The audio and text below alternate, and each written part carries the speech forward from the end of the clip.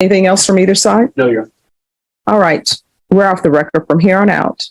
Everything that you do, you need to ask yourself two questions. One, is this something that could result in me potentially going to prison for 10 years? This case is already off to a fiery start. We're in Bexar County, Texas, where Britney Marie Brewbaker stands before the court accused of violating her probation. Now, here's the deal. She was given community supervision for possession of a controlled substance, a chance to avoid prison time if she followed strict rules. But according to the state, she skipped reporting to her probation officer. That might not sound huge at first, but in the world of probation, it's a big deal. Missing even one check-in can land you back in front of the judge, facing your original prison sentence. And in Britney's case, that's 6 years hanging over her head. So here's the tension. Will the court give her another chance at rehabilitation, or is today the day her freedom ends? Stick with us, because the twists and judge's tough words ahead will leave you stunned. 2021 CR 8728B, State of Texas versus Britney Marie Brewbaker. Can I have parties announced for the record for the state? Jason Garrett, Your Honor. Defense? Meredith Chacon for Ms. Brewbaker, Your Honor. Are you Britney Brewbaker? Yes, ma'am. Showing you what's entitled motion to revoke community supervision. Did you review that with your attorney? Did you understand it? Yes, ma'am. Are you the same Britney Marie Brewbaker who was placed on community supervision in 2021 CR 8728B for the offense of possession of a controlled substance, penalty group 1 gram to 4 grams on February 23rd, 2022 for a term of 6 years? Is that you? Yes, ma'am. State? Yes, Your Honor. Violated condition number 4 in Bexar County, Texas. The defendant, Britney Marie Brewbaker, did in there fail to report to the supervision officer as directed for the months of March 2023 in violation condition number 4. How do you plead to that? True or not true? True. Waiver of any violated condition. Any objections? No, Your Honor. Did you understand by pleading true to violation of condition number 4, the court could find it true, grant the motion, sentence you to 6 years in prison and up to $1,000 fine? Did you understand? Yes. Knowing that, do you still wish to plead true to violation of condition Notice number how quickly Britney admits the violation by pleading true. That's essentially a confession in probation terms. She's acknowledging she didn't report as required. Now the judge immediately reminds her that this opens the door to 6 years in prison. And here's the catch. When you're on probation, the agreement isn't really between you and the state. It's between you and the court. The judge makes that very clear. Missing a report might feel small, but in legal terms, it signals to the court that you're not holding up your end of the bargain. What do you think? Should one missed report justify years behind plead true to bars? violation of condition number 4? Court will find violation of condition number 4 true. Is there an agreement? Yes, there is, Your Honor. It is to deny the motion and continue her on her deferred She's on regular. probation, Your Honor, and have her attend the state contracted ISF cognitive track, remain in custody until treatment bed is available. In addition, transfer the probationer to ISP and complete the intensive outpatient treatment. All right. Is that the agreement? Yes, Your Honor. All right. Can you raise your right hand for me? Do you solemnly swear or affirm the testimony you give will be the truth and nothing but the truth, so help you God? Yes, All right. So I see here that you've been here before for not following the court's conditions of probation. So why are you not reporting? I just messed up. No, I mean, there has to be a reason. You know, you're looking at 6 years in prison. When you have a contract, when you're on probation, the contract is not between your attorney and the state. I don't have to Here's follow where their the courtroom tension ramps up. The judge isn't buying Britney's vague excuse of "I just messed up." Judges hear that all the time, and it doesn't fly. What they want is accountability, a reason, a plan, some acknowledgement that the probationer understands the seriousness of the situation. Notice how the judge cuts straight to the point. Would you like to go to prison? That's not just rhetorical. Judges use these blunt questions to test the defendant's mindset.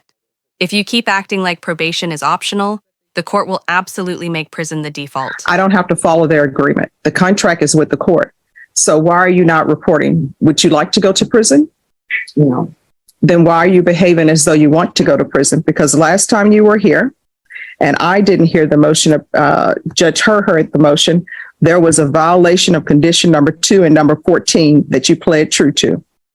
And the conditions were altered and amended for SATIF, followed by aftercare, weekly UAs for 2 months. And there's to be CPS compliance. So why are you not doing what you need to do? I went to go take a drug test on the day I got out, January 18th. And they didn't submit it till the 19th. So I'll give more consequences for them not submitting it to the 19th. So what is the March? You're not reporting in March. What does that have to do with them not submitting things? I just got discouraged. Any questions? No, Judge, I did have a conversation with my client about that being a poor choice and that she needed to own up to it and that the cognitive track they were offering her might help her with better decision making. And what is happening with the CPS case? It got closed. So were her rights terminated or? No, Your Honor, her This son is lives a with her. turning point. Brittany explains that she got discouraged because of a delay in her drug test submission. But here's the thing. Discouragement doesn't excuse breaking court orders. Think of probation like a contract. If one side feels wronged, they still have to honor their obligations until it's officially changed. The judge is highlighting that this isn't a state versus defense handshake deal. This is a legally binding agreement with the court itself. And once again, failing to follow through only pushes her closer toward prison. Question for you. Do you think Brittany is truly making excuses? Or is the system sometimes too rigid with technical violations? No, Your Honor, her son lives with her dad, which is where she was living. Probation? So is this a good fit, ISF? And did she ever complete SATA? She did 119 days in SATA. The aftercare is where it kind of went awry. What Mr. Garahan stated, that is what the recommendation is from the probation department. Okay. All right. I'm going to give you a choice. Sometimes I can give people choices. Sometimes I cannot. I will grant the motion and sentence you to 2 years in the prison, or I will follow the recommendation that's been tendered. Which would you prefer? The two. You want to speak to your attorney about that or no? Yeah. I'll support the ISF. Okay. All right. I'll deny the motion. Alter and amend conditions to include. Wow, did you catch that? Brittany was offered 2 options, prison time or continued treatment and supervision. And she chose prison. That's almost unheard of in these cases where most defendants beg for another chance. So why would she do that? Some people feel that the structure of prison is easier than the constant pressure of probation. On probation, one slip-up, one missed meeting, one bad test, and you're back in court again. Prison, as harsh as it is, can sometimes seem like a simpler sentence. What do you think? Would you take the gamble on probation or just do the time and get it over with? Include state ISF cognitive,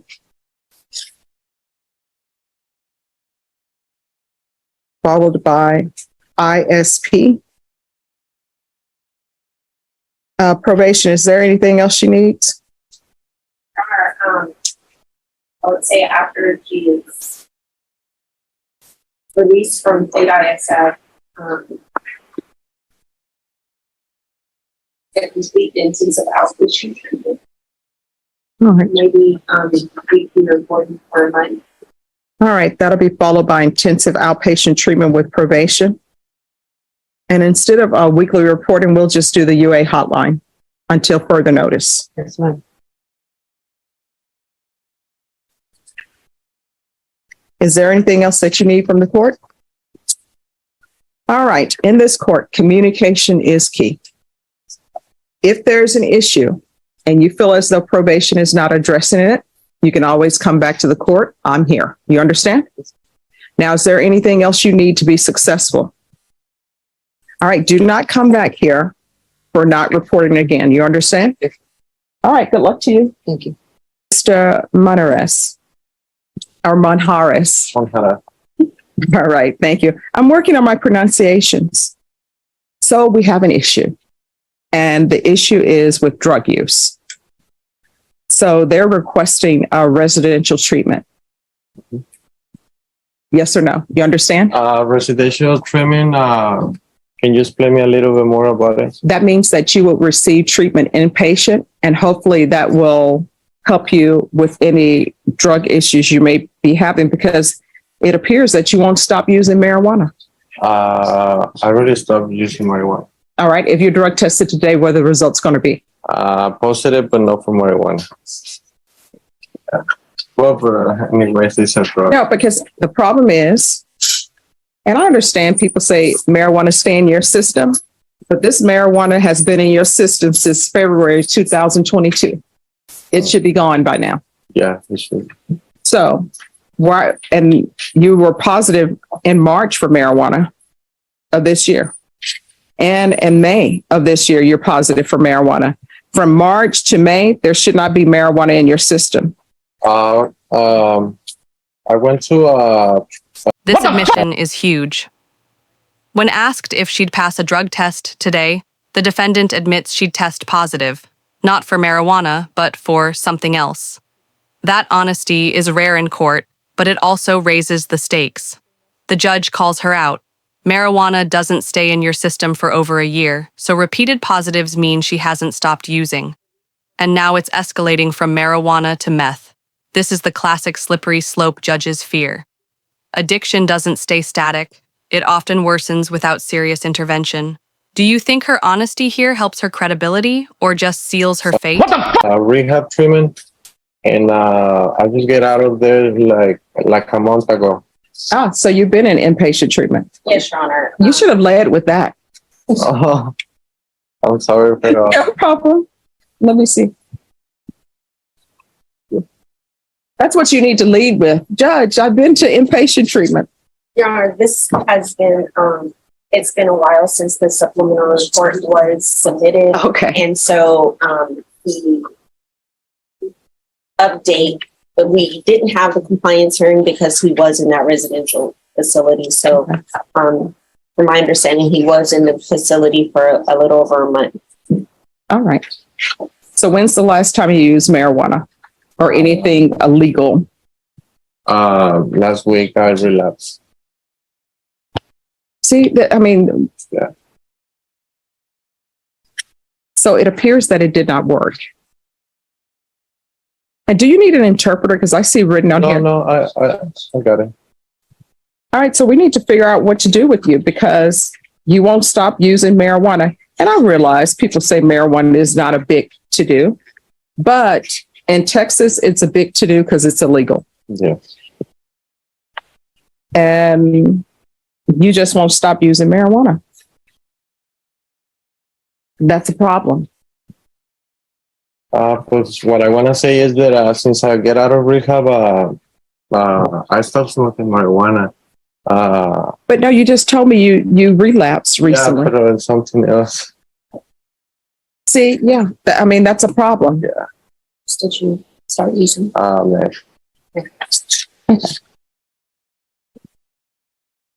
I just wanted to let you know, I'm trying my hardest to. I know, and we're going to try to work with you, but obviously you have a problem because you're looking at 10 years in prison. Yes. And you can't give up marijuana. Well, marijuana for sure. I really leave it alone. But here's the thing: you go Yeah. from marijuana to now it's meth, and it's something else. Yeah. So why are you using? I know it's not an excuse, but when I was in rehab, my dad passed away. Just me being in rehab, and he was outside, I wasn't able to see him. Mhm. And then coming outside. Oh, you could have seen him. People come to court all the time and say, "Judge, this is what's happened in my life. Can I go see my relative?" And I say, "Sure." Yeah. They let me go 2 days to go see him and say bye to him. They thought that I was not gonna come back to rehab because of the situation. Pero I made it back, and Pero the problem is now that I'm outside, things are not being easy for me. Since he's not here, I know it's no excuse. I know I'm a grown-up man, pero my mom and my family is the one that if I still want to be clean and I want to be a better, they still look at me and treat me like I'm a drug addict, you know, and that brings me down really bad all the time. My mom telling me that my dad is dead because of me and stuff like that. It only caused me to sometimes I prefer just to be in jail. Mhm. Yeah. Well, this is what I can tell you. People who have addictions, and this is from me during research, this is from me being involved in treatment courts, this is from me watching documentaries. When people have addictions, you will always have that addiction, right? Yes. But it's just a matter of, are you going to bend to temptation? Because every day is a day for you not to use. Every day is a day for you to wake up and say, I won't use today. Mhm. From my understanding, nobody is supposed to say, I'm not going to use for 2 weeks or 10 years. Nope, it's supposed to be every day. That's supposed to be your mantra. Yeah. Because you can easily fall off the wagon. Mhm. Something bad happens. And instead of pulling out the tools in your toolbox to stop you from using, you break down and use. Yes. So are you able to go back to inpatient at the previous treatment facility? Well, I just get fired of my job last week. This past Monday. Right now I don't have any medical insurance. Mhm. So I'm working on having a job for tomorrow. And then if I'm able to get medical insurance, I'm gonna be able to go back to rehab if that what you want. All right. So this is what we're going to do. In probation, I say this is what we're going to do, but let me know if this seems like a good idea to you. Put him on intensive outpatient treatment and put him on the UA hotline. And if his levels increase, then we're going to have to file a motion to revoke. Mhm. What are your thoughts? Do you feel like you need residential treatment more than outpatient treatment? Or? To be honest, it's up to you guys. I really want to stop doing this, but the thing is, the family, is still treating me like no matter what I do, no matter how hard I try, they still fucking kicking me in the ass all the time. No, the thing is, what I was looking at, he was saying that he may be employed next week, and then he'll be able to do it through his insurance. So when are you expecting this employment to happen? This week already? All right. So that's why I'm thinking about doing the intensive. Your Honor, if it's okay, we go ahead and modify the conditions for the intensive outpatient and the UA hotline. Mhm. I would like to get an update from the CSO in regards to his employment status by the end of next week. And then maybe if the employment status is still unemployed, possibly status. Okay. All right. So that's what we're going to do. Mhm. You understand? So it's very important that you remain clean and do the 90 sober meetings in 90 days. You need to do sober meetings every day because you will meet people who have the same struggles that you have. And I'm going to tell you something that I would always tell my clients. And this is what you have to realize. When you have addictions, I'm sure that you were dishonest with your parents. You didn't tell them, hey, I'll be back in a little bit. I'm going to go smoke some marijuana. I'm going to do drugs. You told them stories that were not true. And so right now, your level of trust with your mom or your level of trust with your family is probably less than zero. And you can't expect to, I'm on this new path. I'm clean and sober now. So everybody just know I'm clean and sober and forget about everything that's happened in the past. That's not the way life works. So you have to build up their trust. and continuing to use is not building up their trust and is not building up your trust with the court. This is one of the most emotional parts of the hearing. The defendant explains how her father passed away while she was in rehab, and she wasn't allowed to see him. That grief, she says, drove her back to using. Now, this is a raw human moment, the kind juries and judges hear, but still must weigh against public safety. The judge even reminds her she could have asked the court for permission to see her father. This shows the tragic gap between what defendants think the system will allow and what the system is actually willing to do. It's heartbreaking, but does it excuse the relapse? That's the difficult balance the court has It is to not strike. building up your trust with the court. You understand? Okay. All right, so let's do that. Yes, Your Honor. All right, Thank you. you're welcome. CR 12683, State of Texas versus Valerie Ann Ramos. Could I have parties announced for the record for the state? Hank Wilkins for the state, Your Honor. Defense? Good morning, Your Honor. I'm Todd McCray for Valerie Ramos. And are you Valerie Ramos? Showing you what's entitled Motion to Enter Adjudication of Guilt and Revoke Community Supervision, and state's motion to supplement pending motion to enter adjudication of guilt and revoke probation. Did you review that with your attorney? Did you understand it? Yes. Are you the same Valerie Ann Ramos who was placed on deferred adjudication in 2018 CR 12683 for the offense of possession of a controlled substance, penalty group 1, 1 to 4 grams on July 18, 2019 for a term of 4 years? Is that you? Yes. State? Violated condition number 5.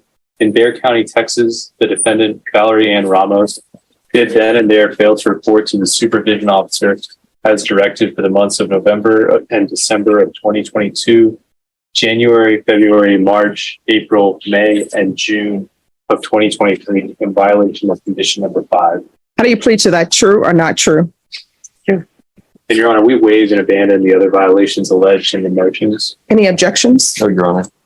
Did you understand by pleading true to violation of condition number 5, the court could find it true, grant the motion, find you guilty, sentence you up to 10 years in prison and up to a $10,000 fine? Yes. Knowing that, do you still wish to plead true to violation of condition number 5? Yes. Court will find violation of condition number 5 true. Is there an agreement?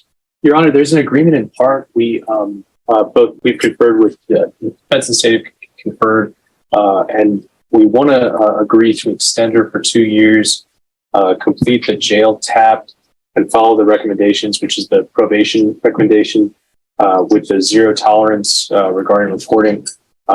We disagree about the 60-day jail sanction. We are asking the court to follow probation's recommendation for the 60-day jail sanction. But I believe defense would like to be heard on the judge. All right, yes.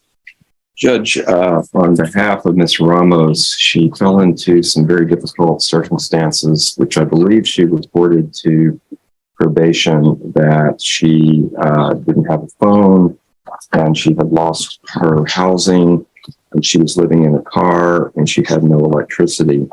She tells me that she also had a stroke in May of this year, and so she was hospitalized. She's not experiencing any mental symptoms or physical symptoms, and she says that she's okay now. She does have a place to go, so she won't be homeless anymore. She would like to live with her daughter, Alexandra. She says Alexandra didn't have a place to stay during the period that I'm describing, and that's why she was living in the car during that period of time. She did complete the IOP treatment with the Bexar County BCC SCD on December the 10th of 21. I found her to be very cognizant of her responsibilities to the court. She is agreeing to an extension of the term, although that term technically expired early in July of this year. She's been in custody, Judge, about 30. She was arrested on July the 2nd of this year, so she's been in custody about a little less than 30 days, and I just wanted you to consider that in terms of if there needs to be an additional sanction if the court follows the agreement and extends her probation. That's our plea to the court. She's 42 years old, and I think she does want to satisfactorily complete this. And I think given the changing circumstances, she tells me she feels like she would be able to do that successfully if the court would extend her. All right. So can you raise your right hand for me, please? Do you solemnly swear or affirm the testimony you give will be the truth and nothing but the truth? So help you God? Yes, I do. All right, you can lower your hand. State your name for the record. Valerie Ramos, All right. Your daughter, how old is she? 23. Does she have children? Yes, she does. What are their ages? 8, 5, 3, and 5 months.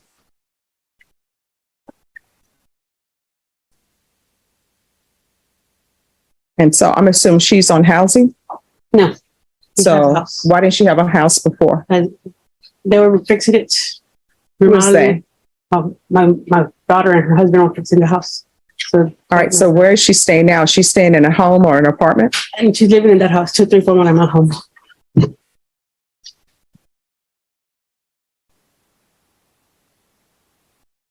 When's the last time you used drugs? It's been a while before my stroke.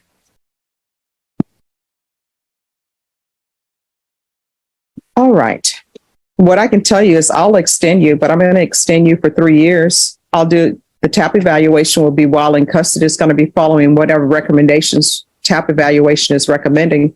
Or if you would like, I'll revoke you and sentence you to 2 years. Which would you prefer? The extension. All right. I'll deny the motion. Alter amend conditions, extend her for 3 years. There's to be a TAP evaluation while in custody. She's to follow all recommendations of TAP. If TAP says inpatient treatment, then you're going into inpatient treatment. There's to be no unsupervised contact with minors. So that means you are not allowed to be their babysitter or any of that. Do you understand? Yes. Probation, is there anything else? Do you understand, Ms. Ramos? Anything else from either side? No, you're. All right. We're off the record from here on out. Everything that you do, you need to ask yourself 2 questions. 1, is this something that could result in me potentially going to prison for 10 years? If the answer is yes, do not do it. If the answer is maybe, do not do it. And number 1, you need to report. The fact that you were living in your car, there is no excuse for not reporting because you could have driven that car to the probation office.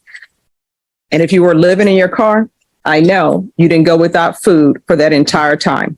You could have asked somebody, could I use your cell phone? I need to call my probation officer. But again, all you had to do was drive to probation. It's here in Bear County, and they would have taken you. You understand? Yes. All right. And there's no gang affiliation with her, is there? No. All right. What's up with the Batman tattoo? I like Batman. Oh, okay. All right. Thank you. You know, people always tell me with Batman, is he really a superhero because he has no superpowers?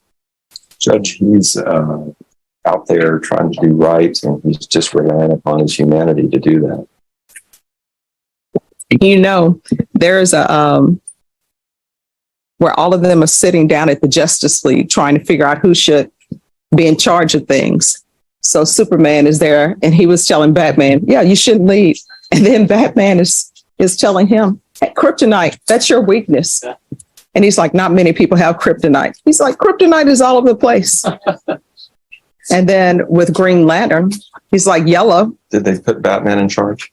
Yeah, they ended up doing that. But, well, no, they left it up to debate. The reason why they said, because he went through everybody at the table. But when they got to Wonder Woman, he didn't have anything. They're like, she doesn't have a weakness. I like Batman because of the saying. The saying is, why do we fall? So we can learn to get back up. Ah, well, I like Batman too. I guess that's his superpower. Getting back But up. Shazam has no weaknesses. But okay. All right. Thank you. Good luck to you. Thank you. So Please where does this all leave us? The court ultimately opts for a modified probation plan, intensive outpatient treatment, daily sober meetings, and strict drug testing through the hotline system. The judge makes it clear, addiction never fully disappears, but every day is a choice not to use. It's a powerful message, and also a warning. If she fails again, prison time won't just be a possibility, it'll be a certainty. This case perfectly shows the tightrope probationers walk. Second chances are given, but not unlimited. What do you think? Was the judge too lenient, or did she strike the right balance between accountability and compassion? If you found this case as shocking as we did, make sure to hit that like button, drop your thoughts in the comments, and don't forget to subscribe for more jaw-dropping courtroom breakdowns.